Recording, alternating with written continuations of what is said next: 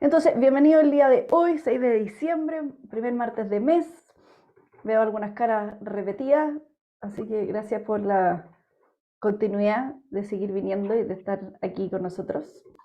Hoy día la pregunta que nos invita a conversar es si puedo ayudar a mis estudiantes a aprender. Y para eso lo que primero tengo que preguntarle es qué es aprender. Entonces, le voy a tirar los objetivos para que tengan claro qué vamos a hacer hoy día. Vamos a identificar los aspectos claves del aprendizaje, vamos a reconocer cuáles son esas implicancias para la enseñanza, pero quiero sobre todo lo último, reflexionar en grupo en torno a esto. Y para eso quiero escucharlos primero. ¿Cómo se aprende? ¿Qué es aprender? ¿Cómo saben que aprendieron? Cuéntenme, quiero escucharlo. O alguien, ustedes, su Yo, hijo. Yo puedo decir algo. Ya, A mí me para parece que mí, aprender primero es, no sé si se dale, escucha, Víctor. ¿sí? Sí, Ya. Yo creo que lo primero es imitando algunas acciones. Y eso es desde niños, digamos, cuando imitan a los papás y aprenden algo. Entonces yo creo que eso es básico, el imitar. Por supuesto que imitar buenas acciones, no cosas adversas malas, digamos. Yo creo que ese es el primer punto. buena, ya.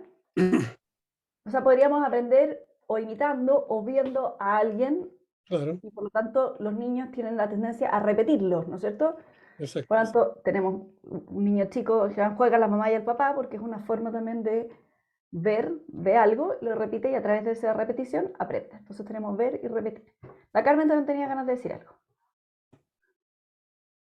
Eh, sí, yo estoy de acuerdo que es repetir la acción que uno les ha demostrado, pero volver a repetirla con sentido, saber por qué la están repitiendo, por qué están haciendo eso. Y puede ¿Ya? ser un aprendizaje bueno, pero también puede ser un aprendizaje malo.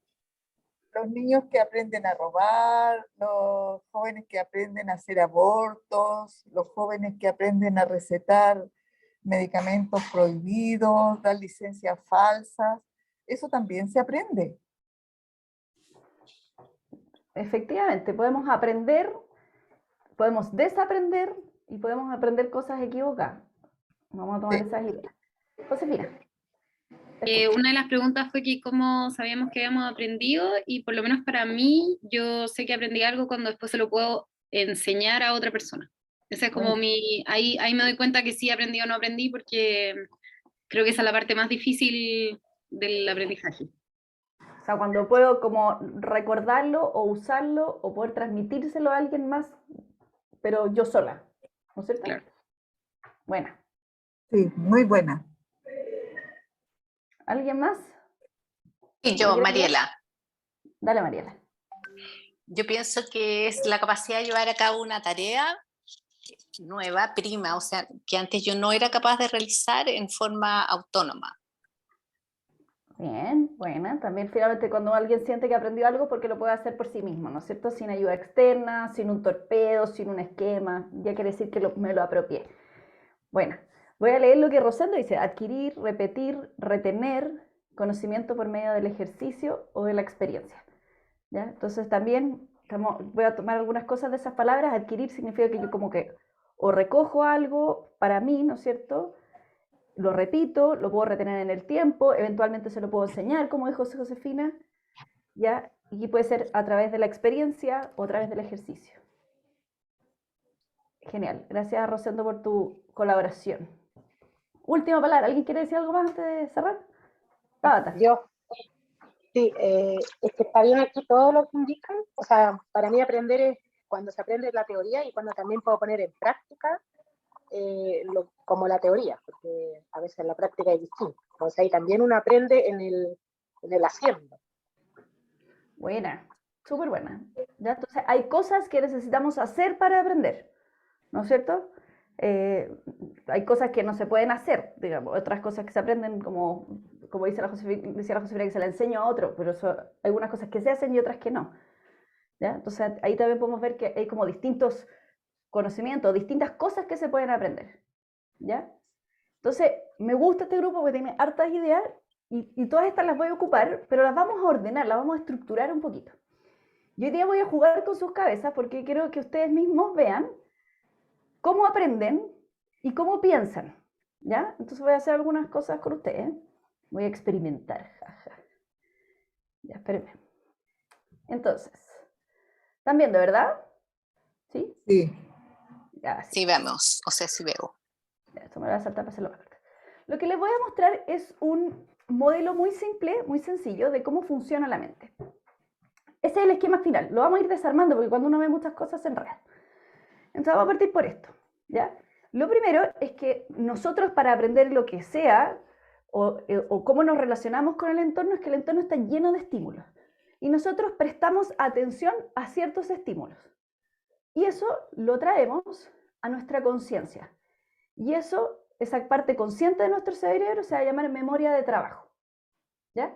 Entonces, por ejemplo, en este minuto hay cierto sonido, hay una luz que está arriba, tienen un reloj probablemente en el brazo o un anillo, o están sentados sobre algo, y todas esas sensaciones, a medida que yo se las voy diciendo, probablemente empiezan a ser conscientes.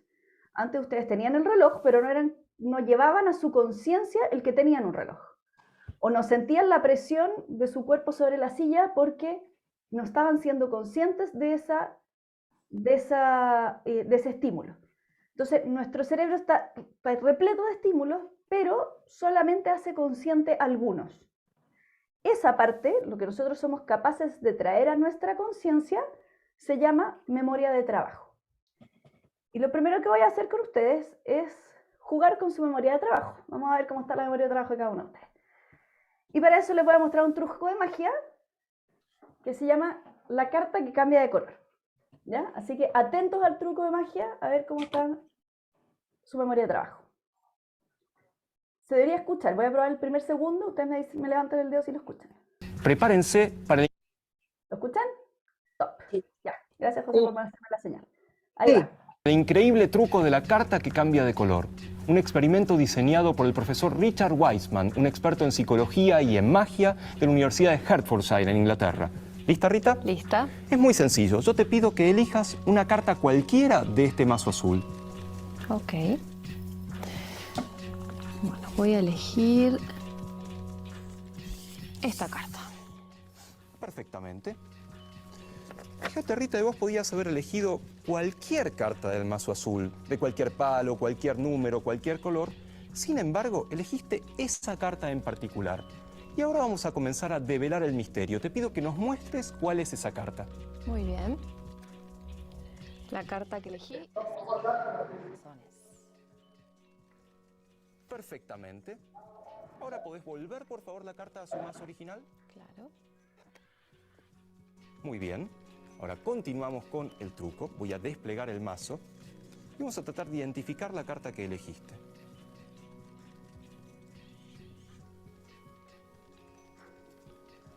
Aquí está. Era el 2 de corazones, ¿verdad? El 2 de corazones. Por supuesto, en una carta que corresponde a un mazo azul. Hasta ahí nada raro. Pero ahora un poco de concentración, un poco de ciencia y el resto de las cartas se volvieron rojas. Muy Y bien. ese es el increíble truco de la carta que cambia de color.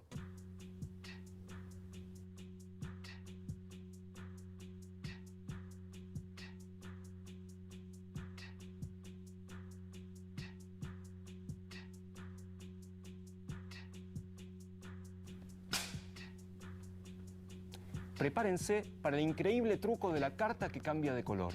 Un experimento diseñado por el profesor Richard Wiseman, un experto en psicología y en magia de la Universidad de Hertfordshire en Inglaterra. ¿Lista, Rita? ¿Lista? Es muy sencillo. Yo te pido que elijas una carta cualquiera de este mazo azul. Ok. Bueno, voy a elegir esta carta. Perfectamente. Fíjate, Rita, que vos podías haber elegido cualquier carta del mazo azul, de cualquier palo, cualquier número, cualquier color. Sin embargo, elegiste esa carta en particular. Y ahora vamos a comenzar a develar el misterio. Te pido que nos muestres cuál es esa carta. Muy bien.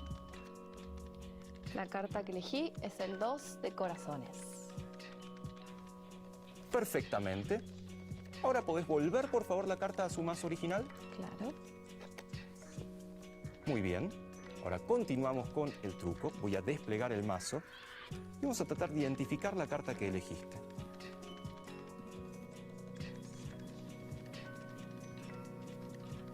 Aquí está, era el 2 de corazones, ¿verdad? El 2 de corazones. Por supuesto, en una carta que corresponde a un mazo azul. Hasta ahí nada raro. Pero ahora un poco de concentración, un poco de ciencia y el resto de las cartas se volvieron rojas. Muy bien. Y ese es el increíble truco de la carta que cambia de color. Prepárense.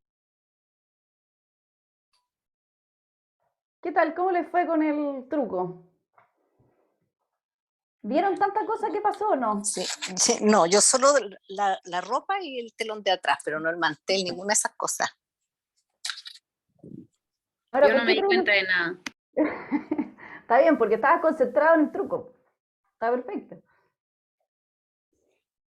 Ahora, me interesan estas dos preguntas. ¿Por qué creen que muchos de ustedes no vieron los cambios de colores en el ambiente en la primera parte del video? Porque soy hombre. Y los hombres no podemos hacer más de dos cosas a la vez.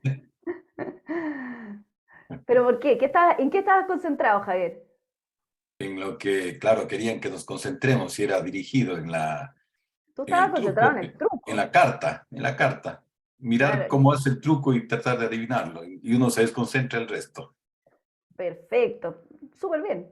Y al final lo que tú hiciste fue concentrar tu memoria de trabajo, tu memoria consciente, en lo que se te pidió, ¿no es cierto? Que era mirar el truco.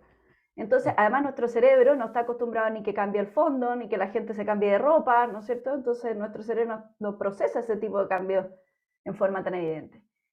Y la segunda pregunta es más interesante. ¿Por qué creen que podemos hacer dos cosas al mismo tiempo, como doblar ropa y conversar, o caminar y comer chicle, pero no pasa lo mismo en este ejercicio? ¿Por qué no pudimos ver dos cosas a la vez?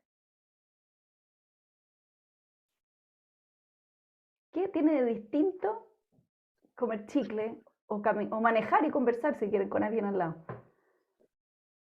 Es mecánico. Lo otro son cosas mecánicas, intuitivas, que no requieren una atención especial, digamos. ¿Y por qué no que te requiere una atención especial? ¿Por qué doblar ropa? Porque si yo pongo a mi hijo de 4 años a doblar ropa, no hace nada más. Solo va a estar 20 minutos doblando una polera. En cambio tú, que tienes un poco más de 4 años, ¿no es cierto? Claro. Edad Puedes mental por doblar ahí. ropa. Edad mental por ahí. Pero en el fondo algo pasó ahí, ¿no es cierto?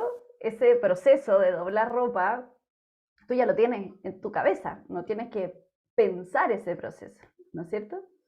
Entonces, la primera idea clave que quiero que se queden de esta experiencia, y hice trampa, este video está hecho para eso, está hecho para que ustedes se den cuenta de que su memoria, o sea, su atención, básicamente, primero es limitada. Y aunque crea Javier que las mujeres podemos hacer más de una cosa a la vez, no. El cerebro es incapaz de realizar a la vez más de una tarea que requiera pensamiento. Si yo realmente quiero pensar en algo, piensen ustedes cuando están haciendo algo y viene un hijo a hablarle, ¿no es cierto? O viene alguien a hablarle. Entonces ustedes en realidad dejan de hacer esa cosa, se concentran en una y después vuelven. Y esa es la sensación de que ustedes están haciendo dos cosas a la vez. Pero en realidad su cerebro desconecta, se conecta a una cosa y después vuelve y se conecta otra vez. Y por eso cuando uno trata de hacer dos cosas a la vez, las hace mal. Y por eso no puede chatear y manejar porque es peligroso. Porque nuestro cerebro deja de estar atento a las cosas que requiere un manejo. Entonces, aunque nosotros pensemos que somos capaces de hacer más de una vez, de una cosa más de una vez, solamente vamos a poder hacer aquellas cosas que estén tan mecanizadas, tan aprendidas, que nuestro cerebro no necesite procesarlas. ¿Cómo? Masticar chicle. Puedo pensar en masticar chicle, ¿no es cierto? Porque el masticar chicle es un proceso más automatizado. Puedo manejar y conversar, porque conversar es un proceso que está automatizado, ¿ya? Pero si yo ya, por ejemplo, te hago manejar y te hago hacer cálculos matemáticos, tú dejas de estar atento a lo que pasa alrededor. Y hay un montón de experimentos para mostrar que nosotros en realidad no tenemos esta capacidad de demasiada atención. Primera idea que quiero que se queden, porque vamos a conversar después por qué importa esto, ¿ya? Primera idea. Sigamos complejizando este modelo, ¿ya? Entonces nosotros teníamos en el torno, somos capaces de poner atención a cosas exclusivas, nuestra memoria de trabajo, que este circulito es chiquitito, es limitado, les presta atención a ciertas cosas, pero a la vez está conectado con nuestra memoria a largo plazo. Si las cosas eventualmente son capaces de entrar a través de nuestros sentidos, ser procesadas y pasar a la memoria a largo plazo, estaríamos diciendo que se está aprendiendo. Pero al mismo tiempo, continuamente, estamos recordando cosas de nuestra memoria a largo plazo. Esta interacción entre la memoria de trabajo y la memoria a largo plazo es bastante compleja, ¿ya? Y les voy a mostrar algunas cosas hoy día para que puedan como visualizar de qué se trata la memoria de trabajo y cuáles son los límites y cómo se relaciona con la memoria a largo plazo, ¿ya? Pero además de eso se suma que algunas de estas cosas pueden ser olvidadas o eliminadas de la memoria de trabajo o eventualmente eliminadas de la memoria a largo plazo. Y nosotros como docentes queremos que las cosas queden en la memoria a largo plazo, no que se pierdan. Y que no parezca el típico quejido, pero si esto lo vieron en segundo año, estamos en cuarto, ¿por qué no se acuerdan? Pues si esto lo vimos, lo estudiaron. Entonces hay algo ahí que tenemos que pensar qué es lo que está pasando con nuestra memoria de largo plazo y nuestra memoria de trabajo. Entonces les voy a mostrar cómo es su memoria de trabajo, para que la entiendan, porque la memoria a largo plazo yo creo que uno tiene como conciencia de lo que es, ¿no es cierto? Como que uno sabe qué son las cosas que se guardan en alguna parte. Pero la memoria de trabajo es súper difícil de entender si uno no la experimenta. Entonces voy a experimentar con ustedes para que jueguen con su propia memoria de trabajo, ¿ya? Entonces aquí necesito feedback, que los que están haciendo otra cosa, que ustedes ya aprendieron que no pueden hacer dos cosas a la vez, por lo tanto se concentren, porque requiero toda su memoria de trabajo en la siguiente actividad, ¿ya? Entonces, vamos a demostrar al final cómo ocurre este procesamiento de la información, cómo ocurre este funcionamiento y cuál es nuestro límite a la memoria de trabajo. Y para eso les voy a pedir una tarea. Voy a retroceder para que no me hagan trampa. Les voy a poner una lista de letras, sin lápiz, sin papel, porque eso ya no es la memoria de trabajo, eso ya es otra cosa. Quiero que recuerden, les voy a dar 20 segundos, la mayor cantidad de letras posible. ¿De acuerdo? Ahí va. 1, 2, 3.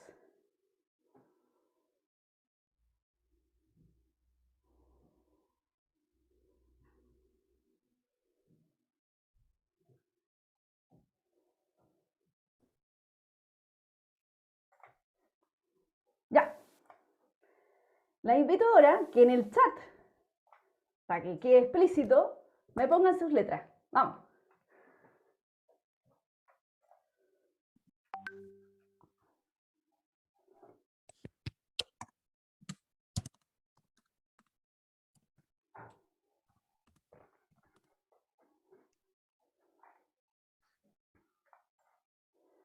Bien, gracias a Rosendo que partió. Sebastián se fue con cantidad.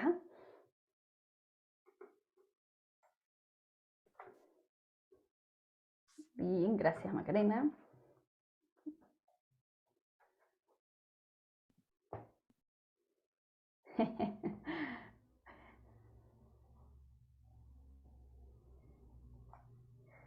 Ya, vamos a revisar, ¿les tinca?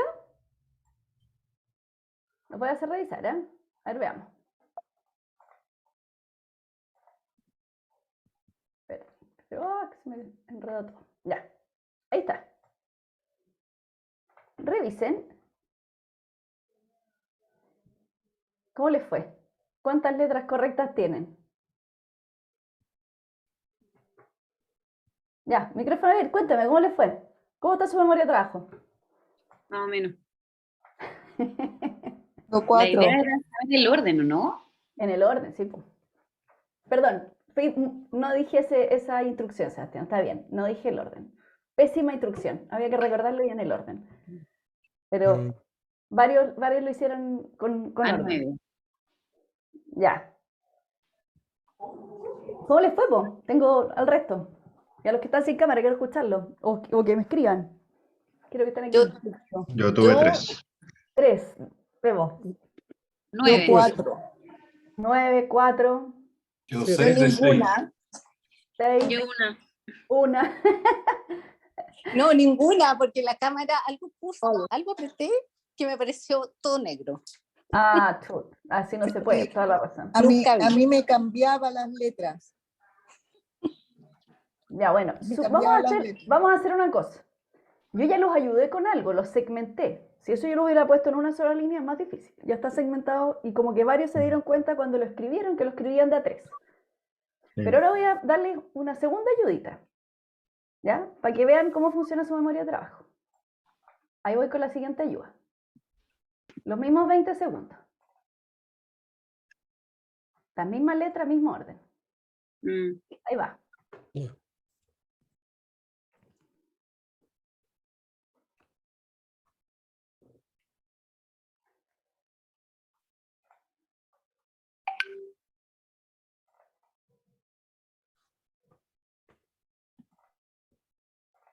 Ya.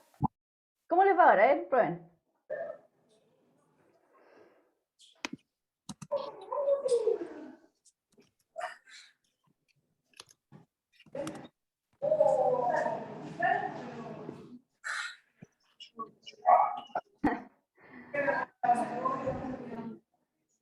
Ah, mejoró bastante, ¿ah?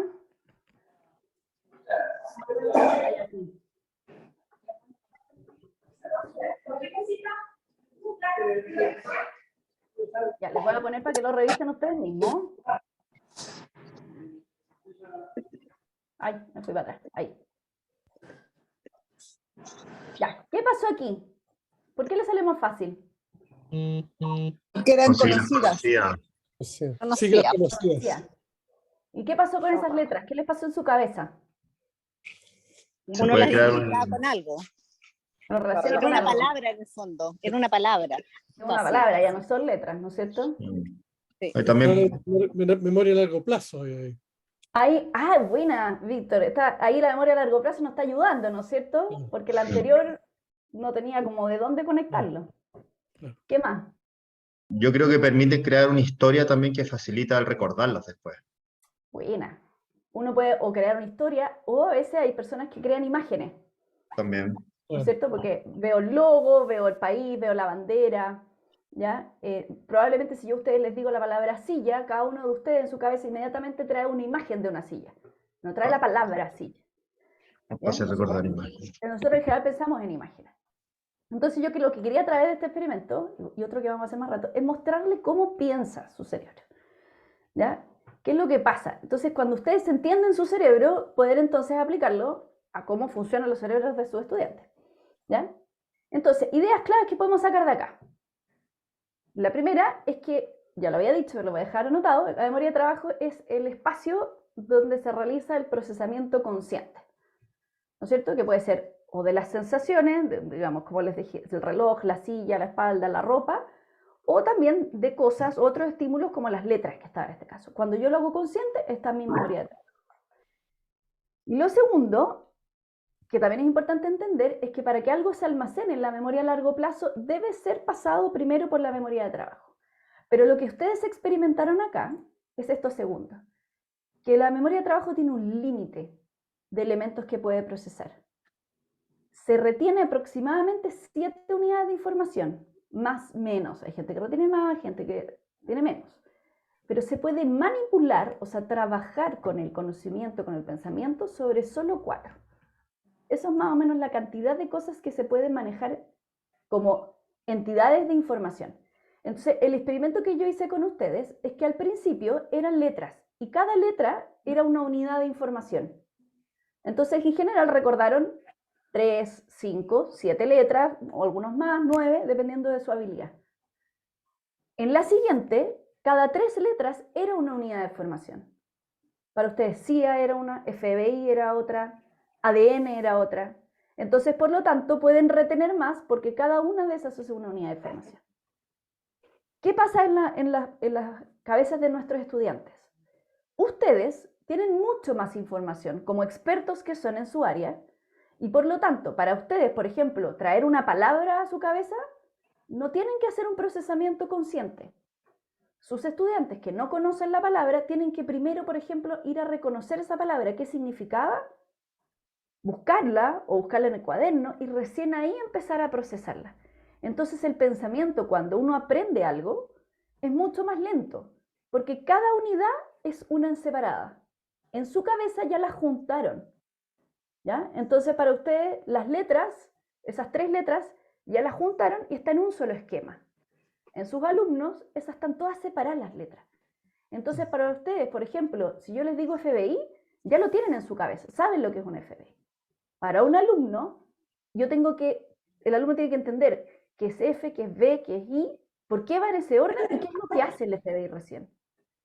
Entonces, el procesamiento de alguien que aprende es mucho más lento que de alguien que sabe. ¿Ya? Por lo que estamos hablando aquí, porque mi memoria de trabajo es muy, muy acotada. Voy a seguir experimentando con ustedes, ¿ya? Para que vayan probando. Lo siguiente que pasa con esto es que se llama la teoría de la carga cognitiva, es que ya mi capacidad de atención, como era de 4 o 7 cosas, si yo pongo demasiada información o exijo usar demasiada información simultánea, el cerebro colapsa. Y para eso voy a experimentar con ustedes cortito con la siguiente imagen. Cuando yo les presento esto, para que ustedes lo lean en su casa, en un libro, no importa porque yo voy a ir ítem por ítem. Si yo se los presento ahora en esta clase, como una imagen, como que, ¿qué les pasa? Como que no sé por dónde, igual hay número, 1, 2, 3, como que uno asume que lleva el 1, pero hay tanta cosa que uno no sabe por dónde partir, ¿o no? ¿Les pasa, no? Agobiador, agobiador. Uno lo mira y dice, chuta, aquí. Y nosotros también hacemos esto en clases. Ponemos unos mega esquemas extra complejos, llenos de flechas, y esta imagen no está hecha para una clase, para ser expuesta, es diseñada para ser leída y estudiada y analizada, no está hecho para un PowerPoint. Por eso es que cuando yo se las presento, lo primero que hacen es sobrecarga cognitiva, como que no saben qué hacer. Es de este mismo tema por lo demás, así que se los voy a dejar para que después si lo quieren ver.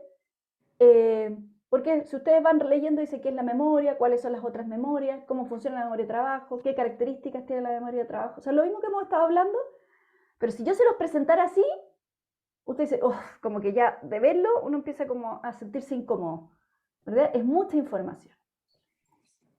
Entonces, ideas claves que tenemos hasta ahora: nuestra atención es limitada, una cosa a la vez. Nuestra memoria de trabajo es limitada, ¿no es cierto? Pocas cosas a la vez. Podemos máximo 7 y procesar 4.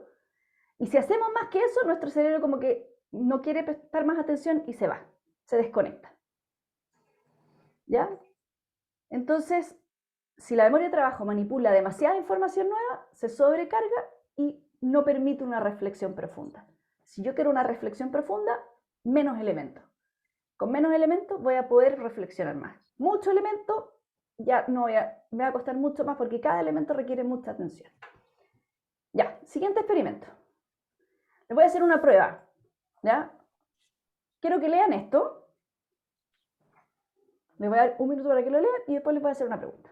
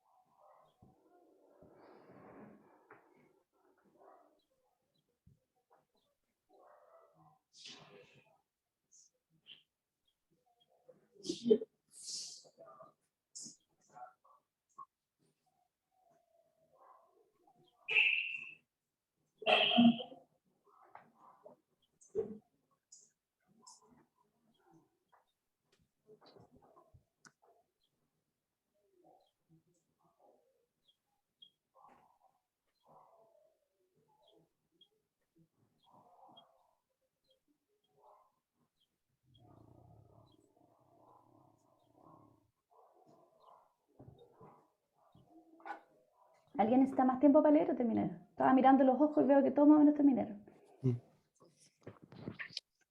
Ya, estoy jugando con ustedes, no se me estresen.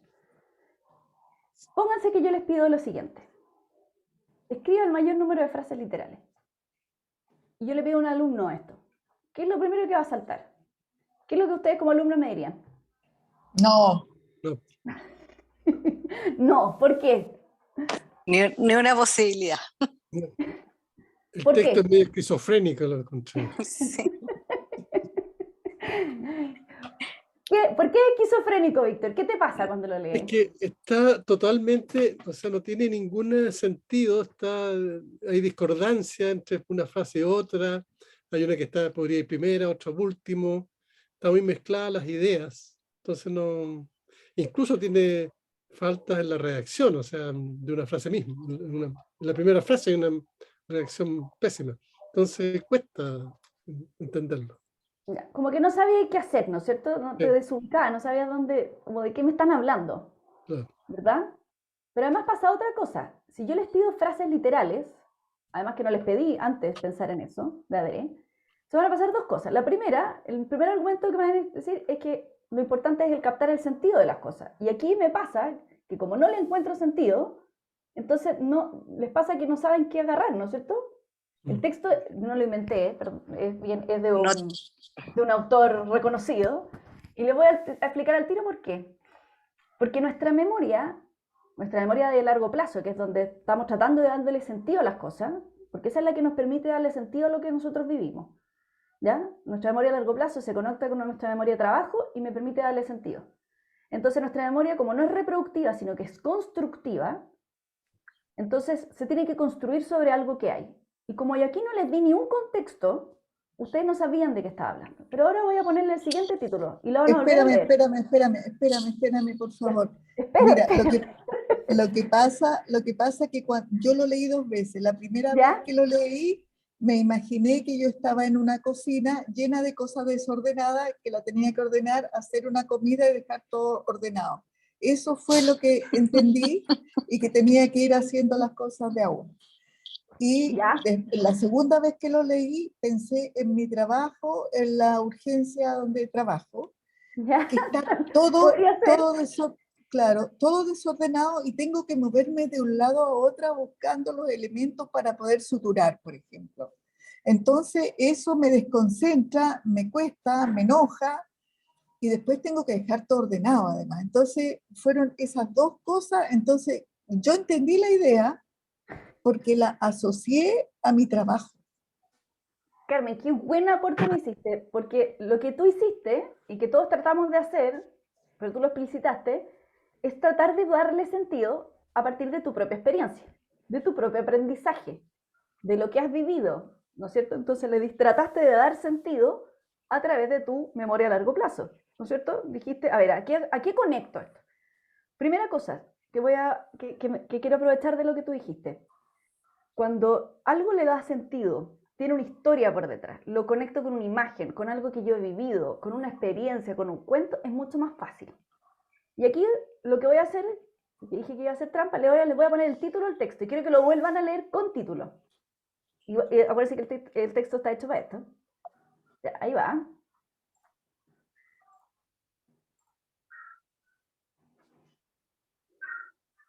Léanlo nomás.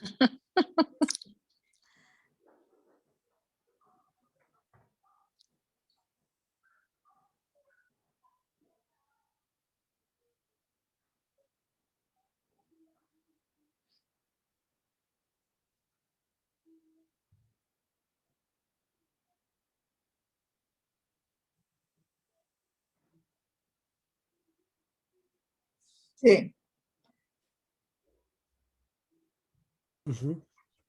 ¿Toma sentido o no? Sí. El texto sigue siendo medio absurdo porque está hecho para eso, Sí. para que se pueda aplicar a cualquier cosa. Pero ahora, cuando yo le puse título, ¿qué pasó en su cabeza?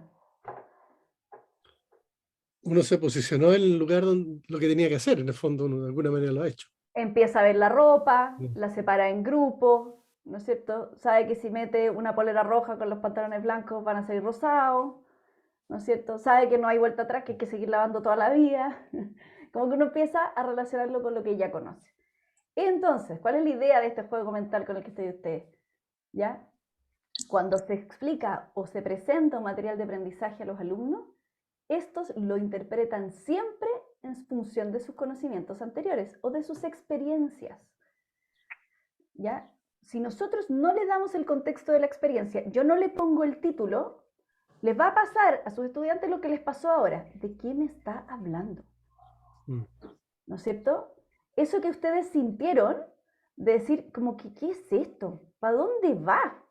¿de qué me están hablando? Yo ya sabía, entonces lo leo y le muestro todo el sentido porque sabía que el título era el lavarropa. Pero ustedes, cuando lo vivieron, eso mismo le pasa a un estudiante si uno no le da contexto. No evalúa si sabe o no. Porque si el alumno no tiene conocimientos previos, es como que yo no le pusiera el título a este texto. Entonces, ¿qué le va a pasar al estudiante? No lo va a poder interpretar bien, no va a poder recordarlo, le va a costar mucho más aprenderlo. En cambio, si yo me doy 1 minuto para poder ver si ellos saben lavar ropa o no, o lo han experimentado o no, entonces recién ahí van a poder entenderlo. Si yo veo que mis estudiantes no han lavado nunca la ropa, yo asumo que todos los de aquí lo sabemos hacer por la edad y lo que hacemos en la vida, digamos, ¿ya? Pero si yo pongo a un grupo de 6 años y le hablo de lavado de ropa, ellos nunca han lavado ropa. No saben cuál es el procedimiento. Y por lo tanto, voy a tener que retroceder un paso y decir, ok, veamos cómo se lava ropa, porque recién ahí voy a poder avanzar, ¿ya? Entonces, idea clave de esto es que tenemos que conectar con los conocimientos que ya saben. Está transmitiendo hartas cosas, pero quiero que las vivencien, que vean qué es lo que les pasa a ustedes y cómo es lo que le pasa a sus estudiantes. Entonces, ¿cómo hacemos para que nosotros no olvidar, solo los que tenemos más edad y que ya se nos olvidan las cosas, o que nuestros estudiantes no olviden? Entonces, para esto, como esto es cortito y tengo poco tiempo, yo aquí les voy a contar un poco más que hacerlos experimentar, pero todo esto está bajo un marco de conocimientos del aprendizaje. O sea, esto no lo inventé yo, y les puedo recomendar buenos libros por si quieren aprender más. Pero estas son las técnicas que permiten ir conectando nuestra memoria de trabajo con nuestra memoria a largo plazo. ¿Por qué? Porque si no, vamos a experimentar esa pérdida, ese olvido, que es lo que no queremos. Lo primero, y esta frase me encanta, dice, la memoria es el residuo del pensamiento. Para que algo pase de la memoria de trabajo a la memoria a largo plazo, hay que pensar sobre eso. Muchas veces lo hacemos cuando nosotros estamos escuchando una charla, vamos y decimos, oye, estoy de acuerdo con eso, o no estoy de acuerdo, o si me acuerdo de un ejemplo, una vez me pasó algo así. Nuestro cerebro está todo el tiempo tratando de darle sentido a lo que nosotros escuchamos. Lo que yo estoy haciendo ahora, ustedes rápidamente piensan, sí, es que esto me pasó una vez. O claro, o me acordé de estas circunstancias. Ustedes están todo el tiempo tratando de buscar conexiones con su memoria a largo plazo. Por lo tanto, para un estudiante es siempre importante darle espacio formal, planificado, para que pueda conectarlo y darle sentido a lo que tiene que aprender. Y ese nombre, que hoy día está de moda, se llama aprendizaje activo. El aprendizaje activo es cuando el mismo estudiante piensa de las 1000 maneras que se le ocurra, porque hay muchas formas de aprendizaje activo, está pensando sobre lo que está aprendiendo. Puede ser, tuvo que aplicar, tuvo que generar una opinión, tuvo que buscar información, tuvo que hacer un resumen, tuvo que inventar un caso, tuvo que analizar un texto, tuvo que hacer un organizador gráfico. O sea, si él tiene que hacer algo, es más probable que lo aprenda. Primera idea clave que quiero que se quede. Segunda idea, nuestro cerebro organiza información. Entonces, por lo tanto, los organizadores gráficos, que también tuvimos una sesión de organizadores gráficos, ¿se acuerdan? De que la información es organizada en nuestra cabeza. Por lo tanto, si nuestra cabeza es organizada, usar esa técnica de organizar información y podemos entregarle a la organización o ayudarlos a organizar la información. Como nuestro cerebro siempre tiene que conectar con las experiencias previas, entonces yo puedo empezar a usar técnicas que me permitan conectar con la experiencia. Por ejemplo, usar una historia, una experiencia de ustedes, les permite conectar mejor porque hay una vivencia de por medio, hay un cuento, hay un paciente tal vez. Entonces, cuando son vivencias, nuestra memoria tiende a retener más que cuando son datos. ¿Ya? ¿Por qué? Porque la agrupa en una sola cosa. ¿Qué es lo que hacía yo con el FBI? El FBI como que lo juntaron en una sola cosa. Si yo cuento un cuento sobre un caso clínico, por ejemplo, y le pongo show y mi experiencia y lo que me pasó y dónde y cuándo, esa persona al tratar de pensar en esa circunstancia, de imaginársela, la agrupa en una sola cosa. Y es más fácil de recordar que como cosas separadas.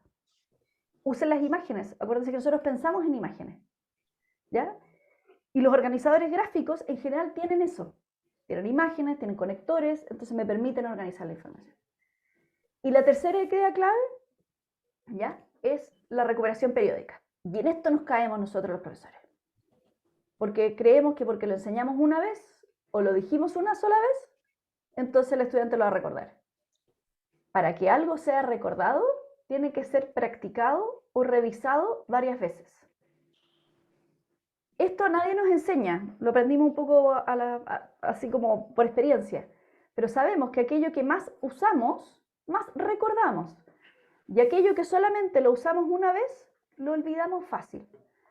Este gráfico, la línea celeste, sería si yo, por ejemplo, ¿ven mi mouse o no? ¿Sí? Sí. Si yo, en el fondo, aquí fue la primera vez aprendido, obviamente lo voy a ir olvidando. Si solamente me lo enseñan una vez y no hago nada más con eso, se me va a olvidar. ¿Ya? Si me lo enseñan, yo a las clases siguientes lo reviso de alguna manera o lo aplico o algo que tenga que hacer, de nuevo se me va a empezar a olvidar, pero si lo vuelvo a aplicar y lo vuelvo a usar, entonces empieza a retenerse la memoria a largo plazo. Esto es lo que nosotros esperamos que nuestros estudiantes hagan, que se llama estudio. ¿No es cierto? Estúdielo, con tiempo. Pero sabemos que en la realidad, ¿qué hacen? Esto.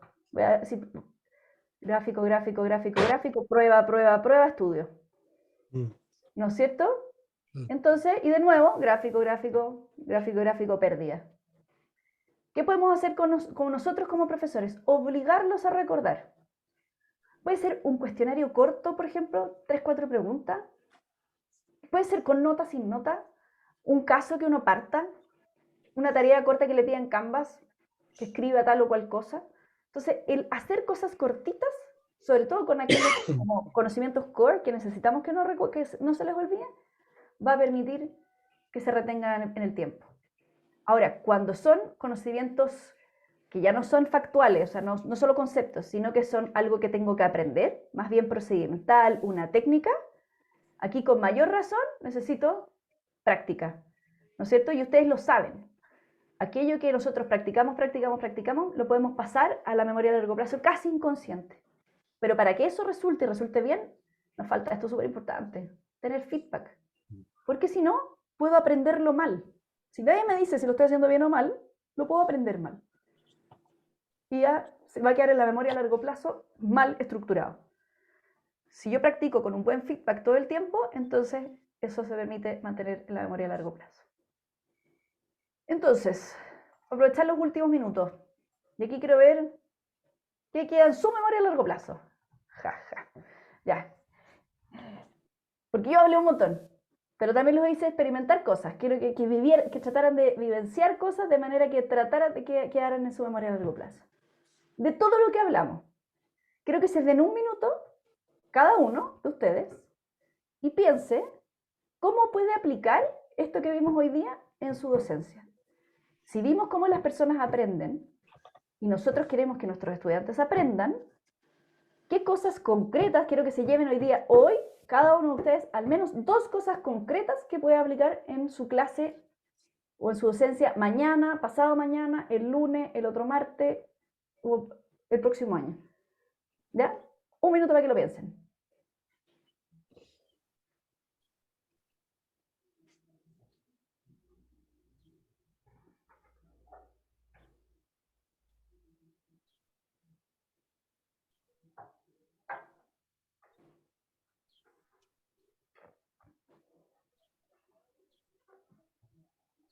Estoy lista. Muy rápida, Carmen. Le vamos a dar tiempo para los que les falte todavía.